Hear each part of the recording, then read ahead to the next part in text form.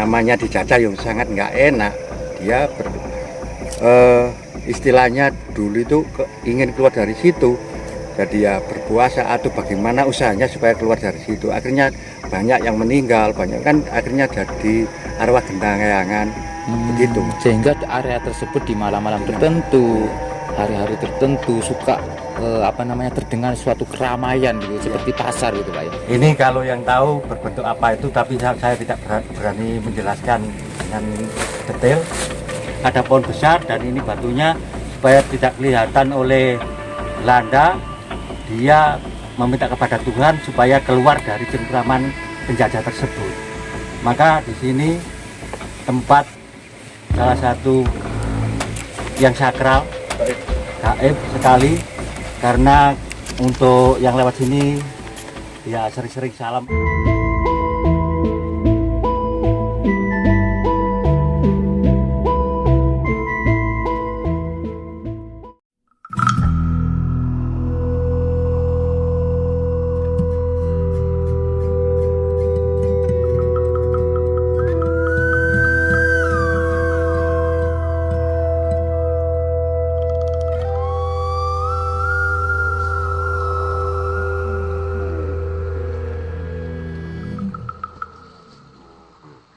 Ya Pak Syukur, kita saat ini sudah mendaki di ketinggian sekitar 1132 mdpl.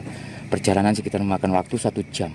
Nah, di perjalanan Pak ya, kami banyak mendapatkan hal-hal tentang batu ataupun alam ataupun pohon-pohon yang besar gitu.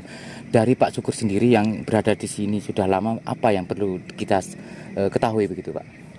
Ya memang kalau historis dulu memang desa yang hilang di Kabupaten Mojokerto adalah wilayah Sendi, desa Sendi ini. Dari sebelum Belanda atau Jepang masuk ke sini, ini sudah desa.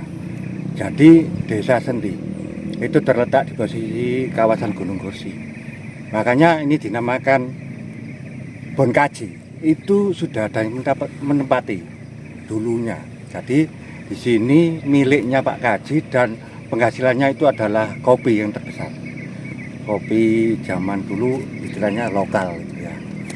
Itu penghasilan yang terbesar, akhirnya dia ekonominya bisa berkembang, bisa naik gaji. Makanya sebut orang desa mengatakan itu Pak Kaji. Hingga sekarang di sini dinamakan Bon Kaji. Ya. Jadi beberapa hari kemarin di belakang layar kita sama tim begitu mendapatkan kabar, sehingga kami tujuannya nyampe ke sini ini ingin konfirmasi adanya suatu wilayah atau area tertentu begitu dengan mitosnya pasar setan begitu. Seperti apa itu Pak ceritanya Pak? ya karena di situ yang pertama jenengan masuk kan itu ada gapuro, terus ada batu-batu yang istilahnya bertumpuk dari sejak dulu, termasuk itu alam. Jadi karena ini kita melestarikan alam, situasi yang ada, batu-batu yang indah kita pelihara. Itu historisnya tahun berapa itu, zaman kerajaan sebelum Majapahit itu sudah ada. Dan katanya yang duduk di situ adalah Prabu Watugunung. Itu sejarah dari Jujo Makjujo, termasuk dari nenek moyang dulu. Itu yang ada di Prabu Watugunung, termasuk batu-batu yang tumpukannya tadi sudah sampai lihat itu.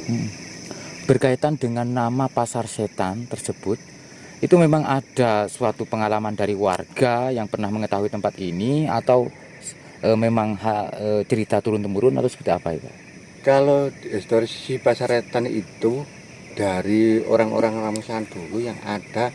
Kalau malam hari dengan sepinya situasi, banyak orang-orang Ramusa mengetahui situasi pasar itu. Jadi akhirnya turun-temurun menjadi cerita. Jadi akhirnya masyarakat sini atau sesepuh sini mengatakan bahwa di Gedek Ramusa itu, di sebelahnya Subet orang itu kan kerja paksa itu orang yang sangat sakit menderita. Akhirnya dia supaya maksudnya minta bantuan Tuhan atau berpuasa supaya keluar dari cengkraman Belanda. dia kan tidak bisa bergerak. Akhirnya banyak yang meninggal, banyak yang namanya dijajah yang sangat nggak enak. Dia istilahnya dulu itu ingin keluar dari situ, jadi ya berpuasa atau bagaimana usahanya supaya keluar dari situ. Akhirnya banyak yang meninggal, banyak kan akhirnya jadi arwah gentayangan begitu, Mas. Sehingga area tersebut di malam-malam tertentu, hari-hari tertentu suka terdengar suatu keramaian begitu, seperti pasar gitu Pak ya. Iya. Sehingga warga sini menamakan pasar setan. Lokasi atau titik lokasinya itu di daerah mana Pak?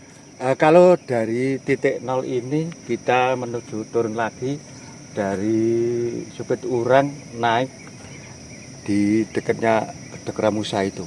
Jadi turun lagi di situ ada namanya untuk ritualan penyucian itu Sumber Tabut. Jadi masyarakat sini kalau hari suci, termasuk hari Jawa suci itu hari Suro, termasuk Suran itu dia berbasuhan di tempat tersebut. Sumber Tabut itu. Akan naik ya.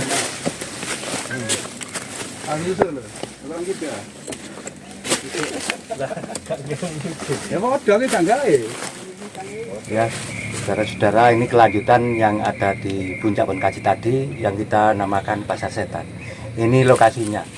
Ini sebelah kiri saya. Ini pohon besar dan ini batu-batu alami. Memang dari sejak zaman dulu. Dari ini asli, bukan dari tata manusia, ini dari Tuhan dan betul-betul alami. Ini situasinya yang ada di jalur pendakian Puncak Bonkasi. Ini yang dinamakan Pasar Setan. Jadi ini wilayahnya. Kalau saudara-saudara ingin tahu, ya ini pohonnya dan ini batunya. Ini kalau yang tahu berbentuk apa itu, tapi saya tidak berani menjelaskan dengan detail karena situasi batu yang indah-indah ini. Ya, Pak, mitosnya tadi di belakang kamera kan Bapak nyebut bahwa tempat ini dulu merupakan tempat persembunyian ya. Seperti apa itu, Pak? Iya, itu tempat persembunyian karena Kedek Ramusa dengan bawahnya itu Kedek Ramusa.